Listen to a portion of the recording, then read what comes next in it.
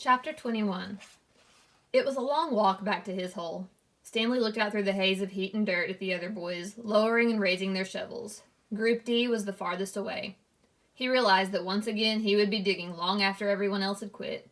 He hoped he'd finish before Mr. Sir recovered. He didn't want to be out there alone with Mr. Sir. "He won't die," the warden had said. "Unfortunately for you." Walking across the desolate wasteland, Stanley thought about his great-grandfather. Not the pig stealer, but the pig stealer's son. The one who was robbed by Kissin' Kate Barlow. He tried to imagine how he must have felt after Kissin' Kate had left him stranded in the desert. It probably wasn't a whole lot different from the way he himself felt now. Kate Barlow had left his great-grandfather to face the hot, barren desert. The warden had left Stanley to face Mr. Sir. Somehow his great-grandfather had survived for 17 days before he was rescued by a couple of rattlesnake hunters. He was insane when they found him. When he was asked how he had lived so long, he said he found refuge on God's thumb.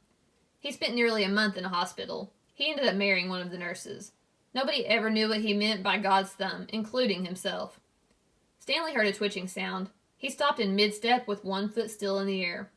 A rattlesnake lay coiled beneath his foot. Its tail was pointed upward, rattling. Stanley backed his leg away, then turned and ran. The rattlesnake didn't chase after him. It had rattled its tail to warn him to stay away. "Thanks for the warning," Stanley whispered as his heart pounded. The rattlesnake would be a lot more dangerous if it didn't have a rattle. "Hey, caveman," called Armpit. "You're still alive." "What'd the warden say?" asked X-Ray. "What'd you tell her?" asked Magnet. "I told her I stole the seed," said Stanley. "Good going," said Magnet. "What'd she do?" asked Zigzag. Stanley shrugged one shoulder.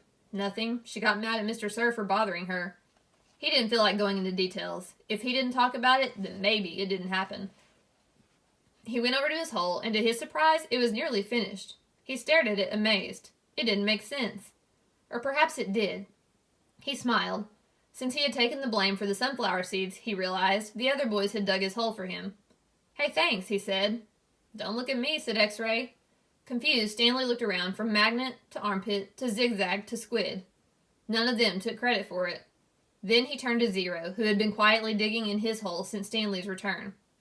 Zero's hole was smaller than all the others.